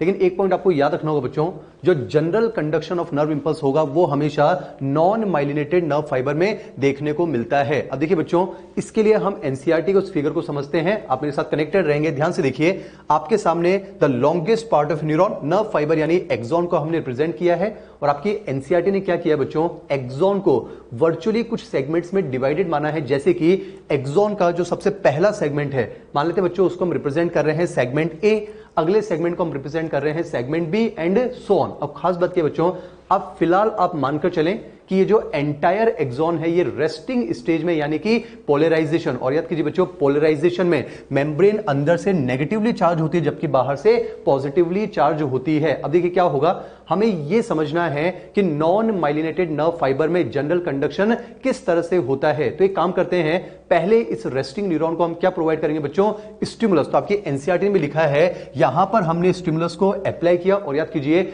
जैसे ही आप स्टिमुलस को अप्लाई करेंगे सोडियम के कुछ वोल्टेज गेटेड चैनल्स ओपन हो जाया करते हैं। तो क्या होगा बच्चों, जैसे ही आपने सेगमेंट ए पर स्टिमुलस अप्लाई किया, यहां पर कुछ सोडियम वीजीसीज ओपन होंगे, सोडियम का इनफ्लक्स होगा, हम धीरे धीरे -70 से कहां पहुंचेंगे, अप्रोक्सीमेटली -60 मिलीवोल्ट, यानी हम पहुंचेंगे थ्रेशोल्ड पोटेंशियल पर। और याद कीजिए थ्रेशोल्ड पोटेंशियल आते ही भारी मात्रा में के सोडियम के वीजीसीज खुल जाया करते हैं, सोडियम का रैपिड इनफ्लक्स होगा, और फिर हम धीरे धीरे जीरो को कवर करते हुए फाइनली कहां पहुंचेंगे बच्चों, +32 +45 मिलीवोल्ट। और इस सेगमेंट में जो पोलैरिटी है वो रिवर्स हो जाया करती है। एनसीईआरटी ने लिखा है बच्चों रिवर्सल ऑफ पोलैरिटी। अब देखिए जैसे आपने स्टिमुलस दिया, सोडियम के वीजीसीज खुले, rapid influx of sodium ions, as it is NCERT को हम कवर कर रहे हैं, और जब सोडियम का रैपिड इनफ्लक्स होगा तो इस सेगमेंट ए में पोलैरिटी रिवर्स हो जाया करती है, मेम्ब्रेन अंदर से पॉजिटिवली चार्ज हो जाती है, बाहर से नेगेटिवली चार्ज हो जाती है। और याद कीजिए बच्चों, जब पोलैरिटी रिवर्स हो जाती है तो उसी को हम नाम देते हैं डीपोलराइजेशन, यानी कि इस ए सेगमेंट का अब क्या हो चुका है बच्चों, डीपोलराइजेशन। और याद कीजिए डीपोलराइजेशन के एंड पर यानी +32 +45 मिलीवोल्ट पर इस सेगमेंट में क्या जनरेट हो चुकी है, नर्व इंपल्स यानी एक्शन पोटेंशियल। अब हमें यह समझना है कि आखिर ये नर्व इंपल्स, ये एक्शन पोटेंशियल एक्सॉन के अलोंग किस तरह से कंडक्ट होता है। अब आप ध्यान से देखिए बच्चों, जो सेगमेंट ए है वहां पर डीपोलराइजेशन हुआ है, लेकिन जो आगे वाले सेगमेंट्स हैं वो अभी भी पोलराइज्ड स्टेट में यानी रेस्टिंग स्टेट में। आपकी एनसीईआरटी ने मेंशन भी किया बच्चों, आपकी एनसीईआरटी ने मेंशन किया बच्चों, यहां पर डीपोलराइजेशन लिखा हुआ है जबकि यहां पर पोलराइजेशन लिखा हुआ है। आप देख सकते हैं जहां डीपोलराइजेशन हुआ है मेम्ब्रेन अंदर से पॉजिटिव चार्ज है, तो हम कह सकते हैं अंदर से हायर पोटेंशियल पर है, जबकि अगले सेगमेंट में यानी जो बी सेगमेंट है वहां पर मेम्ब्रेन पोलराइज्ड है, अंदर से नेगेटिव चार्ज है यानी लोअर पोटेंशियल पर है। और हम जानते हैं बच्चों current always flow from high potential to low potential. तो देखिए क्या होगा, यहां अंदर की तरफ पॉजिटिव है, यहां अंदर की तरफ नेगेटिव है, तो करंट कहां से कहां फ्लो करेगी, पॉजिटिव से नेगेटिव की तरफ, यानी कि इनर साइड पर करंट फ्लो करेगी ए टू बी सेगमेंट। लेकिन ध्यान से देखिए जो आउटर साइड है वहां पर बी सेगमेंट में बाहर की तरफ पॉजिटिव है जबकि ए सेगमेंट में बाहर की तरफ नेगेटिव है, तो आउटर साइड पर करंट का जो डायरेक्शन होगा वो कैसा होगा बच्चों, बी से ए सेगमेंट की तरफ। तो एनसीईआरटी ने मेंशन भी किया है इनर साइड पर करंट फ्लो करेगी ए से बी की तरफ यानी लेफ्ट टू राइट, जबकि आउटर साइड पर करंट फ्लो करती है बी से ए की तरफ यानी राइट टू लेफ्ट। और देखिए बच्चों इसी तरह से करंट का एक लोकल सर्किट यहां पर पूरा हो जाया करता है। अब ध्यान से देखिए, जैसे ही करंट ए से बी में पहुंचेगी, मुझे सोचकर बताइए क्या बी वाला सेगमेंट अभी स्टिमुलस रिसीव कर सकता है? आपका जवाब होगा बिल्कुल कर सकता है, क्योंकि बी वाला सेगमेंट अभी रेस्टिंग स्टेज में। तो क्या होगा बच्चों, जैसे ही ए सेगमेंट से करंट बी में पहुंचेगी, बी वाला सेगमेंट स्टिमुलस को रिसीव करेगा, सेम प्रोसेस रिपीट होगा, वहां पर सोडियम के वीजीसीज खुलेंगे, सोडियम का रैपिड इनफ्लक्स होगा और आप -70 से कहां पहुंच जाएंगे, +32 +45 मिलीवोल्ट, पोलैरिटी रिवर्स हो जाएगी, यानी इस सेगमेंट का क्या हो जाएगा, डीपोलराइजेशन। और डीपोलराइजेशन के एंड पर यहां क्या जनरेट हो जाएगी बच्चों, नर्व इंपल्स। तो आपने देखा जो ए सेगमेंट में nerve impulse action potential generate हुआ था, अब वो कहां पहुंच चुका है? सेगमेंट बी पर। तो आपकी एनसीईआरटी पेज नंबर 318 के पैराग्राफ में क्लियरली मेंशन करती है बच्चों, The action potential generated at site A arrives at site B। तो देखिए हमने देखा बच्चों नर्व इंपल्स किस तरह से कंडक्ट होती है। जो नर्व इंपल्स पहले A सेगमेंट में थी, अब वो कहां पर कंडक्ट होकर पहुंच चुकी है? B सेगमेंट में। अब खास बात है बच्चों, आपने देखा कि A सेगमेंट का पहले डीपोलराइजेशन हुआ, स्टिमुलस पहुंचा बी सेगमेंट में, बी सेगमेंट का डीपोलराइजेशन हुआ, वहां पर नर्व इंपल्स जनरेट हुई। लेकिन जब तक बी सेगमेंट में डीपोलराइजेशन होगा तब तक बच्चों ए सेगमेंट में फिर से क्या हो चुका होगा? रीपोलराइजेशन। क्योंकि याद कीजिए जैसे ही यहां पर एक्शन पोटेंशियल जनरेट हुआ, जैसे यहां पर डीपोलराइजेशन हुआ, याद कीजिए यहां पर सोडियम वीजीसीज पूरी तरह से बंद हो चुके होंगे और पोटेशियम वीजीसीज खुल गए होंगे और पोटेशियम का इफ्लक्स शुरू हो गया होगा। यानी कि जब स्टिमुलस ए से बी तक पहुंचेगा, जब बी में डीपोलराइजेशन होगा, तब तक ए सेगमेंट में वापस से क्या हो जाएगा बच्चों? रीपोलराइजेशन। तभी तो एनसीईआरटी पेज नंबर 318 लास्ट में एनसीईआरटी क्लियरली एक स्टेटमेंट लिखती है, ध्यान से सुनेंगे, द राइज इन, इत्मीनान से सुने बच्चों, the rise in stimulus induced permeability to sodium is extremely short lived, which is quickly followed by increase in permeability for potassium ions, and within fraction of seconds potassium diffuses outside the membrane and restores the resting membrane potential, and the membrane once again becomes responsive for another stimulus। तो हमने यहां पर देखा बच्चों non myelinated nerve fibre में nerve impulse action potential की form में आगे कंडक्ट होती चली जाती है। और एक और चीज हमने ऑब्जर्व करी बच्चों, क्या होगा? आगे वाले सेगमेंट डीपोलराइज होते चले जाएंगे, जबकि पीछे वाले सेगमेंट निरंतर रीपोलराइज होते चले जाएंगे। तभी तो नर्व इंपल्स के जनरल कंडक्शन के लिए मैं बस एक स्टेटमेंट आपको पढ़कर बता रहा हूं, ध्यान सुने बच्चों, the nerve impulse travels as action potential which passes along the axon as wave of depolarization and repolarization. आम भाषा में बोलने जा रहा हूं, ध्यान सुने बच्चों, नर्व इंपल्स एक्शन पोटेंशियल की फॉर्म में आगे बढ़ती चली जाती है, आगे वाले सेगमेंट डीपोलराइज होते चले जाएंगे, नर्व इंपल्स एक्शन पोटेंशियल की फॉर्म में आगे बढ़ती चली जाएगी और पीछे वाले सेगमेंट रीपोलराइज होते चले जाएंगे। सो this is all about general conduction which occurs in the non myelinated nerve fibre. चलिए बच्चों अब हम दूसरे टाइप के नर्व इंपल्स कंडक्शन की बात कर रहे हैं, दैट इज सॉल्टेटरी कंडक्शन। आपको एक चीज याद रखनी होगी, saltatory conduction occurs only and only in myelinated nerve fibre. और इसको समझने के लिए मैंने आपके सामने एक माइलिनेटेड एक्सॉन बनाया है। आप ध्यान से देख सकते हैं बच्चों, यहां पर ये जो आपको येलो कलर से नजर आ रहा है, वैसे ये व्हाइट कलर से होना चाहिए, पर यहां जो आपको ये येलो कलर से नजर आ रहा है, ये क्या बच्चों? Myelin sheath. और आप ध्यान से देखिए, the gap between two adjacent myelin sheath is known as node of Ranvier. और एक और खास बात सुने बच्चों, जहां कहीं भी माइलिन शीथ होती है, हम पढ़ चुके हैं myelin sheath act as an electrical insulator, यानी एक्सॉन के जिस किसी भी सेगमेंट पर माइलिन शीथ होगी, उस पर्टिकुलर सेगमेंट से जो चार्ज पार्टिकल से उनका एक्सचेंज नहीं हो पाएगा। तभी आप ध्यान से ऑब्जर्व कीजिए बच्चों, जहां कहीं भी माइलिन शीथ है उस पर्टिकुलर सेगमेंट पर हमने पोलैरिटी रिप्रेजेंट नहीं की है। हम मानकर चलते हैं हो सकता है इस सेगमेंट के जो ट्रांस मेम्ब्रेन प्रोटीन्स हैं वो माइलिन शीथ से ओवरलैप होने की वजह से नॉन फंक्शनल हो जाएंगे, ब्लॉक हो जाएंगे, तो यहां पर हम चार्ज का एक्सचेंज नहीं देख पाएंगे। तो आइए समझते हैं बच्चों, the conduction of nerve impulse in A myelinated nerve fibre. बेहद आसान है। देखिए क्या होगा, मान लेते हैं बच्चों ये वाला जो नोड ऑफ रेनवियर है इसे हम कह रहे हैं साइट ए, और ये वाला जो नोड ऑफ रेनवियर है इसे हम नाम दे रहे हैं साइट बी। देखिए क्या होगा, इनिशियली हम मानकर चलते हैं कि दोनों ही साइड्स पोलराइज्ड हैं।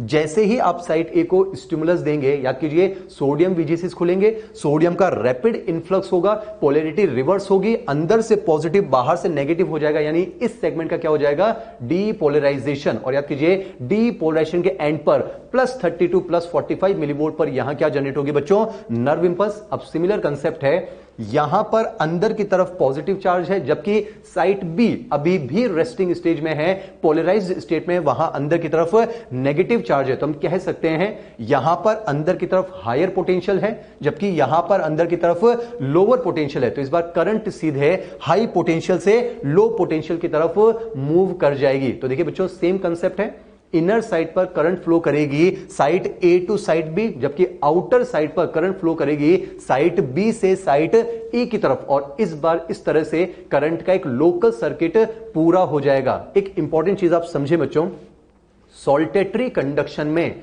जो नर्व इंपल्स का लोकल सर्किट बनेगा उसकी जो लेंथ होगी वो जनरल कंडक्शन में बनने वाले लोकल सर्किट की लेंथ के कंपैरिजन में ज्यादा देखने को मिलेगी, क्योंकि यहां पर आप ध्यान से देखिए जो बीच वाले सेगमेंट्स होंगे यहां पर नर्व इंपल्स उन सेगमेंट्स को जंप करते हुए सीधे उस सेगमेंट में पहुंच जाएगी जहां पर माइलिन शीथ का डिपोजिशन नहीं हुआ है। अब देखिए क्या होगा, करंट ए से बी पर पहुंचेगी, हम उसी बात को फिर से रिपीट कर रहे हैं, बी सेगमेंट को स्टिमुलस मिलेगा, सोडियम के वीजीसीज खुलेंगे, सोडियम का रैपिड इन्फ्लक्स होगा, डीपोलराइजेशन हो जाएगा, नर्व इंपल्स जनरेट हो जाएगी। और हम पढ़ चुके हैं बच्चों, जब तक इस सेगमेंट का डीपोलराइजेशन होगा तब तक इस वाले सेगमेंट का रीपोलराइजेशन हो जाएगा। और यहां पर भी नर्व इंपल्स एक्शन पोटेंशियल की फॉर्म में आगे बढ़ती चली जाएगी, आगे वाले सेगमेंट्स डीपोलराइज होते चले जाएंगे और पीछे वाले सेगमेंट्स रीपोलराइज होते चले जाएंगे। पर यहां पर एक खास बात है बच्चों, नर्व इंपल्स एक नोड ऑफ रेनवियर से दूसरे नोड ऑफ रेनवियर पर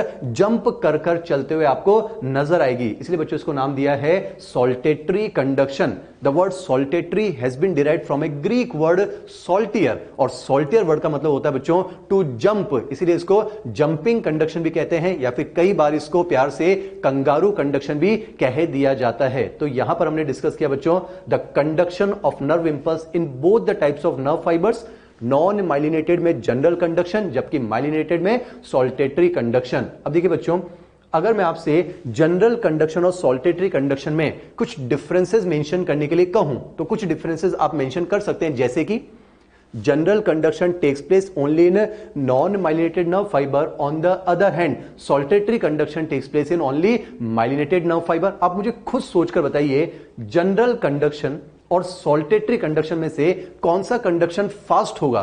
तो आप बता पाएंगे बच्चों, saltatory conduction will be always faster than the general conduction, क्योंकि देखिए जनरल कंडक्शन में तो हर एक सेगमेंट में नर्व इंपल्स जनरेट होगी, लेकिन सॉल्टेटरी कंडक्शन के दौरान नर्व इंपल्स सिर्फ और सिर्फ नोड ऑफ रेनवियर पर जनरेट होगी, या फिर उन्हीं सेगमेंट्स में जनरेट होगी जहां पर माइलिन शीथ का डिपोजिशन नहीं है, या फिर जहां पर चार्ज पार्टिकल्स का एक्सचेंज हो सकता है। तो हम कह सकते हैं सॉल्टेटरी कंडक्शन में नर्व इंपल्स एक नोड ऑफ रेनवियर से दूसरे नोड ऑफ रेनवियर पर जंप कर कर चलेगी, इसलिए हम कह सकते हैं saltatory conductions are always faster as compare to general conduction. और एक और इंपॉर्टेंट पॉइंट बच्चों, अगर आपसे यह पूछा जाए कि जनरल कंडक्शन और सॉल्टेटरी कंडक्शन में से ज्यादा एनर्जी एक्सपेंसिव कौन होगा, तो आप खुद सोचकर बता सकते हैं ज्यादा एनर्जी एक्सपेंसिव होगा बच्चों दैट इज जनरल कंडक्शन, क्योंकि देखिए जनरल कंडक्शन में हर सेगमेंट में नर्व इंपल्स जनरेट होगी, वहां हर सेगमेंट में डीपोलराइजेशन होगा, रीपोलराइजेशन होगा। और याद कीजिए बच्चों, रीपोलराइजेशन होगा तो सोडियम पोटेशियम एटीपेज पंप काम करेगा, और याद कीजिए वो पंप एनर्जी को खर्च करता है, जबकि माइलिनेटेड नर्व फाइबर में जो सोडियम पोटेशियम एटीपेज पंप होंगे उनकी एक्टिविटी सिर्फ और सिर्फ नोड ऑफ रेनवियर पर देखने को मिलेगी। तो हम कह सकते हैं माइलिनेटेड नर्व फाइबर में यहां पर सोडियम पोटेशियम एटीपेज पंप कम मात्रा में यूटिलाइज होंगे, तो यहां पर एनर्जी का एक्सपेंस कम देखने को मिलता है। तो कुछ डिफरेंसेस याद रखेंगे बच्चों, सॉल्टेटरी कंडक्शन हमेशा फास्ट होगा और ये ज्यादा एनर्जी एक्सपेंसिव नहीं होगा, यानी हम कह सकते हैं ये कंडक्शन हमारे लिए ज्यादा बेटर कंडक्शन माना जाएगा। तो यहीं पर कंप्लीट होता है बच्चों generation and conduction of nerve impulse. और मैं आपको बताना चाहूंगा ये जो नर्व इंपल्स का जनरेशन है और जो नर्व इंपल्स का कंडक्शन है बच्चों, ये पूरा प्रोसेस बेहद फास्ट प्रोसेस होता है। ये पूरा प्रोसेस लगभग 1 से लेकर 5 मिली सेकेंड्स में कंप्लीट हो जाया करता है। सो this is the end of generation and conduction of nerve impulse. अब देखिए बच्चों, इसी के साथ एक और छोटा लेकिन बहुत इंपॉर्टेंट टॉपिक हम डिस्कस करने जा रहे हैं, that is factors affecting the speed of nerve impulse. तो इसको आप ध्यान सुने बच्चों, कई बार सवाल यहां से आ जाता है। आइए इसको शुरू करते हैं, आप कनेक्टेड रहेंगे। बच्चों पहली बात तो मैमल्स में जो नर्व इंपल्स होती है उसकी जो स्पीड होती है वो और वर्टिब्रेट्स जैसे कि एम्फीबियंस और रेप्टाइल्स के कंपैरिजन में हायर देखने को मिलती है। जैसे कि एम्फीबियंस और रेप्टाइल्स में तो नर्व इंपल्स की speed approximately 30 to 40 metre per second होती है, वहीं पर मैमल्स के अंदर नर्व इंपल्स की जो नॉर्मल स्पीड होती है बच्चों वो होती है approximately 100 to 130 metre per second. अब देखिए हम समझने जा रहे हैं what are the factors which affect the speed of nerve impulse. एक बात को समझिए बच्चों, एक्चुअली में नर्व इंपल्स है क्या? इलेक्ट्रिकल करंट ही तो है, और करंट का मतलब है द फ्लो ऑफ चार्ज और फ्लो ऑफ आयंस। यानी बच्चों जितनी ज्यादा हमारे चार्ज पार्टिकल्स की या फिर आयंस की वेलोसिटी होगी, जितनी ज्यादा उनकी स्पीड होगी, नर्व इंपल्स की स्पीड भी उतनी ही ज्यादा हो जाया करती है। तो आइए देखते हैं सबसे पहला important factor, that is temperature. मैं आपको बताना चाहूंगा बच्चों, the speed of nerve impulse is directly proportional to temperature. यानी कि जब टेम्परेचर बढ़ेगा तो नर्व इंपल्स की स्पीड बढ़ जाया करती है, क्योंकि आप पढ़ते भी हैं बच्चों जो आयंस की थर्मल वेलोसिटी होती है वो टेम्परेचर के डायरेक्टली प्रोपोर्शनल होती है। आपने अप्रोक्सीमेटली एक रिएक्शन पढ़ी होगी बच्चों, VT thermal velocity is equals to √KT के, वहां पर बोल्ट्जमैन कांस्टेंट होता है। मैंने एग्जैक्ट इक्वेशन नहीं बोली है, पर यह समझ में आ रहा है कि आयंस की जो थर्मल वेलोसिटी है वो टेम्परेचर के डायरेक्टली प्रोपोर्शनल होती है। तो बस इतना याद रखेंगे बच्चों, टेम्परेचर जब बढ़ेगा तो नर्व इंपल्स की स्पीड बढ़ जाया करती है। चलिए अगले फैक्टर की तरफ बढ़ते हैं, that is diameter of axon. यहां पर भी आप याद रखेंगे बच्चों, the speed of nerve impulse is directly proportional to the diameter of axon. इसको मैं आपको बहुत आसान तरीके से समझाता हूं, आप ध्यान से देखें बच्चों। मान लेते हैं मैं आपके सामने दो एक्सॉन बनाने जा रहा हूं। एक एक्सॉन मान लेते हैं ये है जिसका डायमीटर कम है, ऑन द अदर हैंड एक एक्सॉन ये है जिसका डायमीटर ज्यादा है। मान लेते हैं बच्चों ये आपके शहर की पतली पतली गलियां हैं, और मान लेते हैं बच्चों ये नेशनल हाईवे। आप खुद मुझे सोचकर बताइए कहां पर आपकी गाड़ी की स्पीड ज्यादा होगी? तो आपका जवाब होगा नेशनल हाईवे पर। क्यों? क्योंकि आप जानते हैं बच्चों नेशनल हाईवे पर वहां पर कॉलिजन के चांसेस काफी कम हो जाएंगे। तो सिमिलरली बच्चों जब डायमीटर बढ़ेगा तो जो आयंस होंगे वो ज्यादा स्पीड से फ्लो कर पाएंगे, क्योंकि उनके कॉलिजन के चांसेस कम होंगे, वो अपनी काइनेटिक एनर्जी को मेंटेन कर पाएंगे, उनकी स्पीड बढ़ेगी तो नर्व इंपल्स की स्पीड बढ़ जाया करती है। तो इतने याद रखेंगे बच्चों, यानी कि एक्सॉन का डायमीटर बढ़ता है तो नर्व इंपल्स की स्पीड बढ़ जाया करती है। चलिए अगले फैक्टर की तरफ बढ़ते हैं, दैट इज प्रेशर। इसको आप ध्यान सुनिए बच्चों, the speed of nerve impulse is inversely proportional to pressure. ये आपको डिटेल में नहीं पढ़ना है, बस इतना याद रखें बच्चों, जब किसी एक्सॉन पर प्रेशर अप्लाई होता है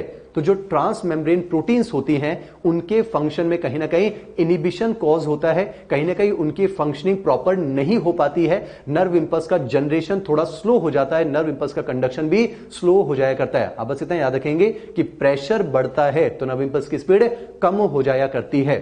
अब इस सिलसिले में सबसे इंपॉर्टेंट फैक्टर जो हम डिस्कस करने जा रहे हैं, that is the effect of myelination on the speed of nerve impulse. हमने एक चीज देखी बच्चों, जब एक्सॉन पर माइलिन शीट का डिपोजिशन होता है तो नर्व इंपल्स की स्पीड बढ़ जाया करती है, क्योंकि वहां पर सॉल्टेटरी कंडक्शन देखने को मिलता है। पर यहां पर मैंने लिखा है बच्चों अप टू सर्टेन एक्सटेंट, यानी हम कह सकते हैं the speed of nerve impulse is directly proportional to myelination but up to a certain extent. और इसको समझाने के लिए मैं यहां पर आपको एक सिंपल सा क्वेश्चन पूछने जा रहा हूं, आप ध्यान से देखेंगे बच्चों। मान लेते हैं मैंने आपके सामने तीन एक्सॉन्स बनाए हैं ए, बी और सी। मान लेते हैं बच्चों ए वाला जो है ये है कंप्लीटली अनमाइलिनेटेड नर्व फाइबर। मान लेते हैं बच्चों जो बी वाला है ये है myelinated nerve fibre but with the presence of node of Ranvier. आप ध्यान से देखिए, जो ए है वो तो है अनमाइलिनेटेड नर्व फाइबर, लेकिन जो बी है बच्चों ये है myelinated nerve fibre with node of Ranvier. और मान लेते हैं बच्चों जो सी वाला है it is fully myelinated nerve fibre. ये ऐसा नर्व फाइबर जिस पर माइलिन शीथ एंटायर लेंथ पर प्रेजेंट है, यानी यहां पर नोड ऑफ रेनवियर एब्सेंट है। अब अगर मैं आपसे सवाल पूछूं बच्चों कि इन तीनों में से नर्व इंपल्स की स्पीड सबसे ज्यादा किसमें होगी, तो अगर आप इस पॉइंट को, इस ब्रैकेट को हटाकर पढ़ेंगे तो शायद आप गलती कर बैठेंगे बच्चों। आप आंसर दे देंगे कि सर यहां पर माइलिनेशन सबसे ज्यादा है तो यहां स्पीड सबसे ज्यादा होगी। नहीं बच्चों, ये आपके मेन एग्जाम में पूछा भी जा चुका है।